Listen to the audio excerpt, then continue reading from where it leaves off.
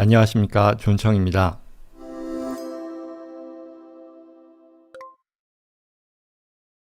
$280조 원을 쏟아부어도 아이를 안 낳는다 해서 한국의 출산율 쇼크에 대해서 월스트리트저널이 조명했어요. 최근이었는데요. 지난달 말이었을 겁니다. 부모들에게 현금을 지급했음에도 불구하고 이 출산율이 더 떨어지고 있다는 그런 안타까운 소식이죠. 그래서 이 내용을 다루었다, 조명했다라는 거죠. 월스트리트저널은요, 한국 정부가 저출산 문제를 해결하기 위해서 공격적으로 보조금, 현금 지급인 거죠. 그리고 저금리 대출 등의 지원책을 내놓고 있지만 출산율은 계속해서 감소 추세다라는 거죠. 그래서 지난 2006년 이후 총 2,100억 달러, 우리 돈, 한국 돈 280조 원이 넘는 금액을 쏟아부었는데도 해결이 안 되고 있다라는 그런 얘기를 하고 있습니다.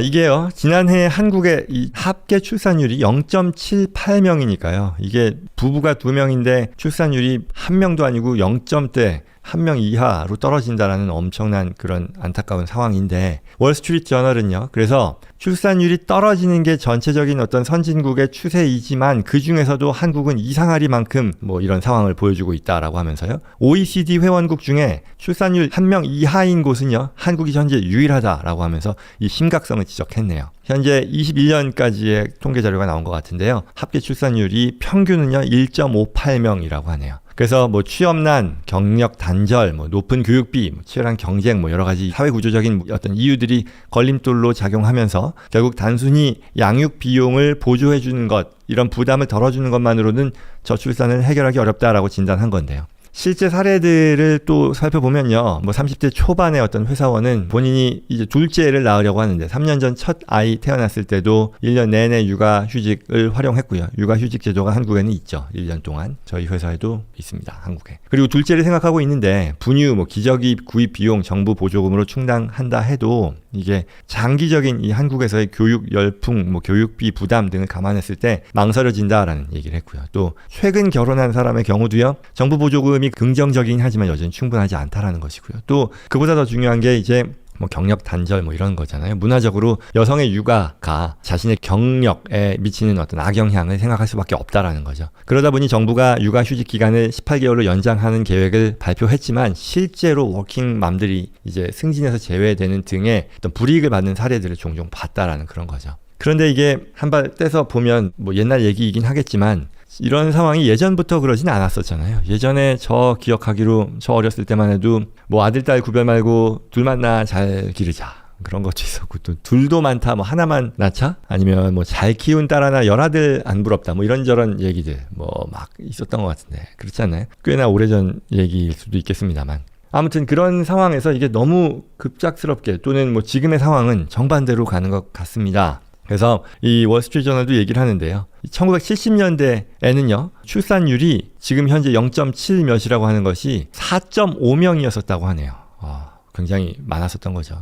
애들이 4-5명씩 있었다는 건데, 이와 같은 상황으로 급격히 바뀐 이유에는 일자리 부족, 서울 집값의 급등을 얘기하는데요. 서울 집값 대단하죠. 그래서 한국 인구의 거의 20% 이상, 5분의 1이 사는 서울은 출산율이 이보다도 더 낮다고 하네요. 0.59니까 한국의 주요 도시들 가운데서도 가장 낮다라는 거죠. 그래서 전문가들이 선거철만 되면 정치인들이 출산율 문제에 대해서 해결한다, 이런저런 거대 담론 대책을 발표하지만 결국 삶에 대한 어떤 사람들이, 그 사회 구성원들이 삶에 대해 갖는 관점을 바꾸는 어떤 유인 동기로서 현금은요, 거기서 효과가 굉장히 제한적이다라는 그런 평가를 한 거죠. 이게 젊은 사람들 세대의 입장에서는 아이를 갖지 않는 것은 결국 불행의 대물림이라는 어떤 위험을 본질적으로 낮추는 것이다라고 보는 거잖아요. 이런 상황에서 현금 보조금만으로 해결이 되겠냐라는 거죠. 조금 제 생각 한 걸음 떨어져서 본다면 참 어려운 얘기인 것 같습니다. 이 정치라고 하는 거일 텐데 어려운 거죠. 어떻게 보면 기업을 한다라고 하면 잘하는 사람들 전체에 대한 고민을 할 필요는 없는 거잖아요. 그런데 그에 반해 정치라고 하는 것은 한 사회의 문제를 전체적으로 해결해야 되는 거잖아요. 결국 사회 구성원 전부 100명의 구성원이 있으면 1등부터 100등까지 다 다독거리면서 가야 되는 거니까 이 구조적인 문제를 해결해야 될 책임과 의무가 이 리더들에게 있는 거죠. 그러는 가운데 결국은 모든 국민이 다 같이 가는 사회를 만들어야 되고 또 거기서 비전을 제공해야 되고, 그러니 젊은 세대의 불행의 대물림이다라고 하는 그런 관점을 바꿔야 되는 건데 그게 말이 쉽지 얼마나 어렵겠어요. 이 그런 리더십이라는 것이 뭐 미국도 그렇지만 한국에서 특히나 이렇게 당파가 정확하게 뭐 5대5로 갈린 사회에서 정말 어려운 것 같습니다. 그렇게 생각합니다. 그리고 이러한 불투명한 상황이 개선되는 것보다는 오히려 더 악화 일로로 가는 것 같아서 더욱더 안타깝게 생각하는 거죠. 내년 되면 0.78이 아니라 그보다 더 낮아질 것 같다라는 예상인데 여러분들 뭐 좋은 생각 있으시면 뭐 같이 공유해도 좋을 것 같습니다.